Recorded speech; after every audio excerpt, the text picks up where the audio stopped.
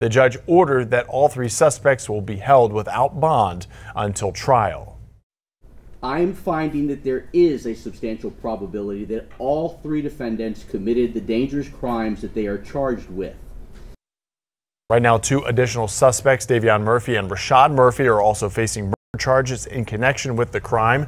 Davion Murphy has not been arrested at this time. 2024 is the year for rap beefs, with some even escalating to levels you simply can't take back. Julio Foolio was one of Florida's up-and-coming rappers who fell victim to a coordinated effort involving 5 people whose sole purpose was to make sure the Jacksonville rapper never made a song ever again. According to police investigation, 4 of the suspects have been arrested: Isaiah Chance, Alicia Andrews, Sean Gathright, and Rashad Murphy. The last suspect, Davion Murphy, is currently wanted. The crimes these people committed were so poorly organized that it led to their swift capture, along with the discovery of a plethora of incriminating evidence that will most likely place them behind bars for the rest of their life. Some even went as far as attempting to escape custody multiple times. One of those attempts involving climbing out of the ceiling by removing the ceiling tiles. Of course, these attempts weren't successful. A little more than a month ago, a group of individuals with the goal of premeditated murder traveled from Jacksonville to Tampa to commit a heinous crime in our city. I said at that time that we would make arrests and get justice in this case for all the victims, including the mother of Charles Jones, who traveled from Jacksonville this morning to be present for this announcement. Today, I stand before Tampa Police Major Pat Messmer, Jacksonville Sheriff T.K. Waters, and Hillsborough State Attorney Susie Lopez to announce the arrest of 3 people in the deadly shooting of Charles Jones, also known by his stage name of Julio Foolio. In addition, we have warrants and are actively searching for 2 other individuals in this case: Isaiah Chance, Alicia Andrews, Sean Gathright, Davion Murphy, and Rashad Murphy are all accused of playing a role in Jones's death and are all charged with 1 count of murder in the first degree, premeditated with the discharge of a firearm, and 1 count of conspiracy of murder in the first degree, premeditated with the discharge of a firearm. Chance, Andrews, and Gathright were arrested over the weekend in Jacksonville. So Yungeen has long been known in Jacksonville. We are consistently monitoring those groups. We have people that are always watching them. I won't speak to the chief's investigation, that's up to TPD. We don't have an investigation on him right now, but he can't move around in Jacksonville without us knowing about it. And that's for the betterment of our community. Was the beef between y'all that deep? Like, you weren't like wishing death on. I know obviously the songs they are wishing death on me. You won't be disrespecting him after he passed, will you? I don't know. Can't be doing that about the dead. What I can say is, what you about to say? Well, a lot of people said he did that. So, you know. He did what? Well, like he used to disrespect people who died. He probably did. I ain't never listened to his music. I never listened to his music before. I used to listen to his music when I was younger. Yes, you did. I listened to his music when I was younger, but I never really listened. Yeah, I used to be friends back in the day. Yeah, what I'm saying. No, not friends, but. So let's start with a complete breakdown of what happened with the killing of Julio Foolio. The tragic death of Charles Jones, known as Julio Foolio, has been investigated by the police, leading to the arrest of 4 suspects: Isaiah Chance, Alicia Andrews, Sean Gathright, and Rashad Murphy. The last one is still on the run. Police say Jones's murder was part of an ongoing Jacksonville gang war. The suspects are members of gangs ATK and 1200 who have been fighting with Foolio's gang, 6 Block, for years. The Department of Justice called ATK Ace's top killers in a 2022 report showing how violent this gang conflict is. Furthermore, it was found that the shooters are members of or affiliated with rival gangs of Jones that go by ATK and 1200. Jones was part of the 6 Block gang. Detectives believe that the ATK and the 1200 worked together to target Jones as part of an ongoing feud in Jacksonville.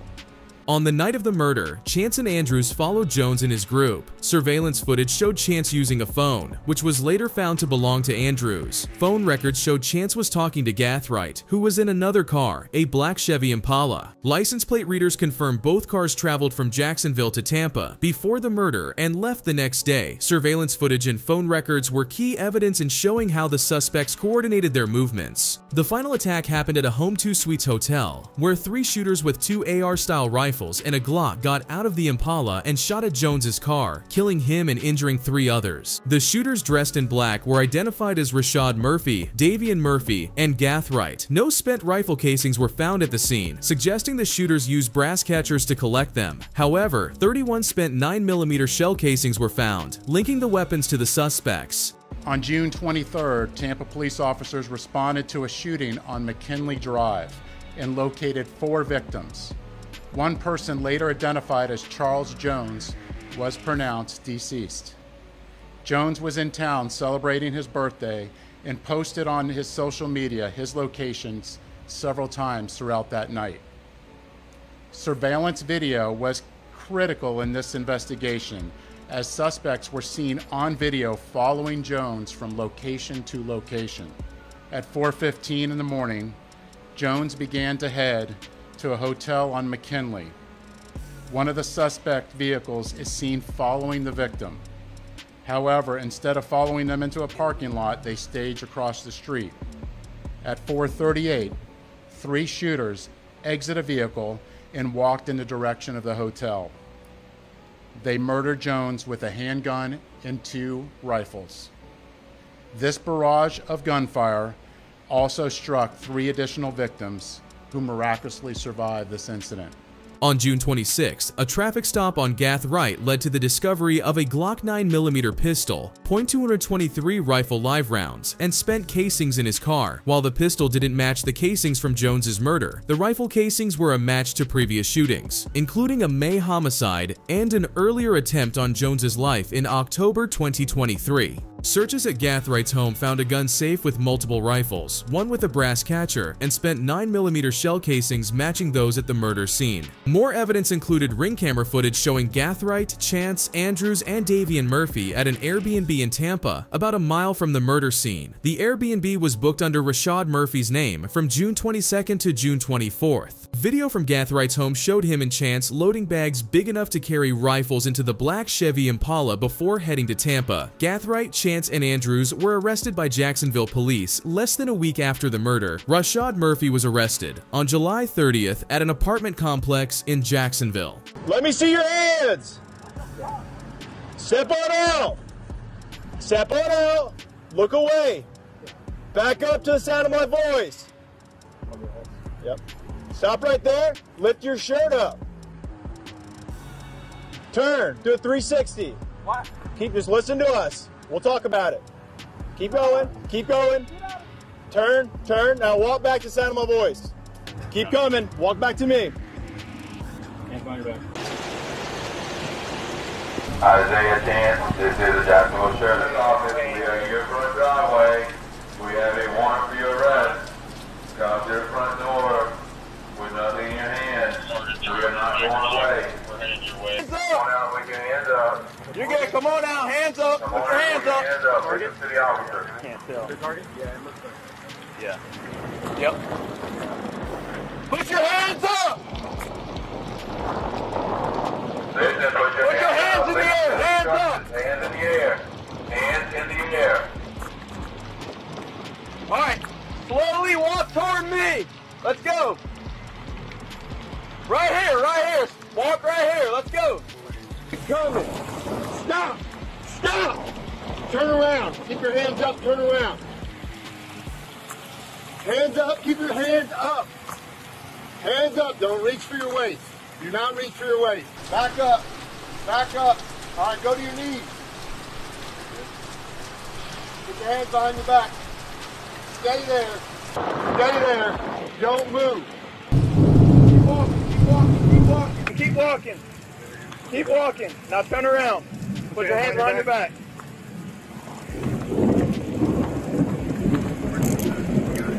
Is there anybody else inside? He's like 7 o'clock.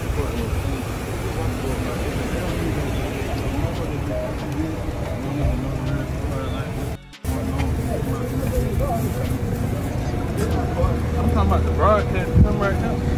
Despite these arrests and all the evidence, Davion Murphy is still on the run. Police are working hard to find him, as his arrest is crucial to closing this high-profile case. The investigation into Julio Foolio's murder has uncovered a network of gang activities and violence. The evidence from surveillance footage to recovered weapons has been key in bringing those responsible to justice. As the search for Davion Murphy continues, the authorities are determined to bring full closure to this tragic event. And since all of this information has come out, it all leads back to Yungeen Ace. Even reporters have asked the police if Yungeen Ace is being investigated since this all points back to him. We'll let you watch how they decided to answer that. So Yungeen Ace has long been known in Jacksonville. We are consistently monitoring those groups. We have people that are always watching them. I won't speak to the chief's investigation, that's up to TPD. We don't have an investigation on him right now, but he can't move around in Jacksonville without us knowing about it. And that's for the betterment of our community. But you might be wondering what exactly is the context behind Julio Foolio and Yungeen Ace in the first place. Well, the feud between Yungeen Ace and Julio Foolio has been a long-standing one, marked by intense rivalry and public taunts. It all started in 2018 when Yungeen Ace's brother and 2 close friends were tragically killed in a drive-by shooting in Jacksonville, Florida. Yungeen Ace survived the attack, and the incident became a major point of tension between the 2 rappers. What happened to the other 3? They died. So my girlfriend running around trying to... At what point did you realize that they might not be alive? Man, I don't... Probably like... When I got the ambulance, I ain't even hit nothing, right? But soon I got the ambulance, I just seen my mama right there crying. So I ain't even know my brother was dead. I just told my mama straight up, like, man, they killed my brother. I just already know him because when I'm getting shot, I'm coming out the car, when I'm out the car, I can hear him like type shit. You know what I'm saying? So I'm hearing that shit. So it's like, I really ain't trying to look at him because like, you feel me? But like, I see him. I see they fucked up and that. You know what I'm saying? My little brother, 23, my best friend, he really on the ground, like calling for me, like, it's a picture, somebody take a picture, it's a real picture. Like he reaching for me, like calling my name, like, Keontae.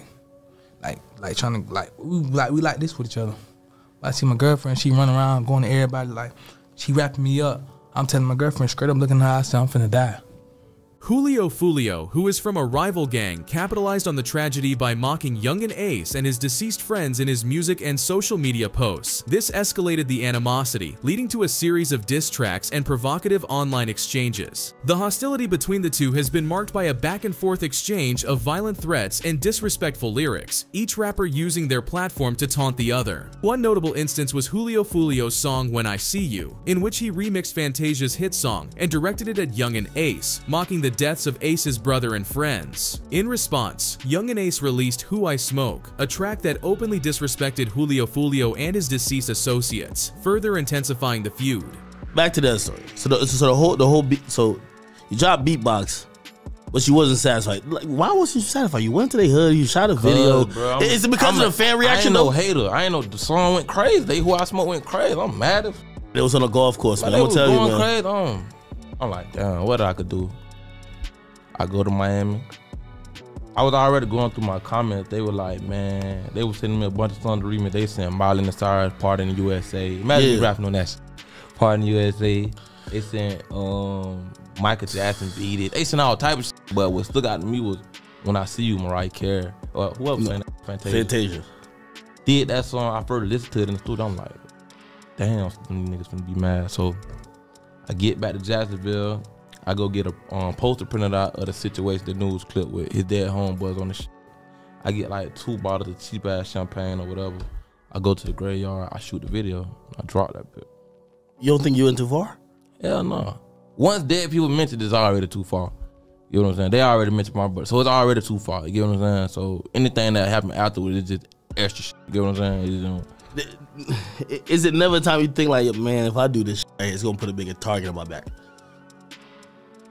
No, because it is what it is already. So nothing I can say or do can make them want to kill me more. You know what I'm saying? Like, it's already stamped. So it is what it is. And it doesn't end there. Yungeen Ace has been talking crazy and hasn't held back since Foolio's passing. He has dropped 2 tracks, Do It and Game Over, both of which seem to be direct shots at Julio Foolio and his associates. In Do It, Yungeen Ace quickly addresses the conflict. The lyrics are packed with forceful statements and bold claims, indicating that he will not back down. The track's intensity caught the interest of fans and critics alike, adding more fuel to an already explosive situation. Game Over takes things even further. This song is considerably more offensive, with Yungeen Ace laying down a ton of taunts and threats directed at Foolio and his gang. The title conveys a sense of closure, as if Ace had declared victory in their long-running conflict. The lyrics are openly nasty, and the production adds a menacing tone to his message. These tracks have sparked a wave of reactions online. Fans of both rappers have been debating the implications, with some seeing it as a dangerous escalation, and others viewing it as just another chapter in their saga. The diss tracks have also caught media attention, adding more scrutiny to the high-profile feud. Yungeen Ace's decision to release these tracks after Julio Foolio's death has raised questions about the ethics of continuing such a public and violent feud. The potential for retaliation from Foolio's associates looms large, and the situation remains tense. So there you have it, everyone, a deep dive into the whole investigation of Julio Foolio's shooting and how all the dots are connected to Yungeen Ace. With one of the suspects still not found, the investigation is not fully over, and Yungeen Ace could still be brought into court or questioned about the whole situation. Given all of the information we covered, it would only make sense due to their history. So, what do you think of the whole situation? Do you believe that Yungeen Ace was the one who set up the whole thing? Will he end up being brought in for questioning or even potentially get charged? Let us know what you think down below, because this whole situation is starting to get very interesting.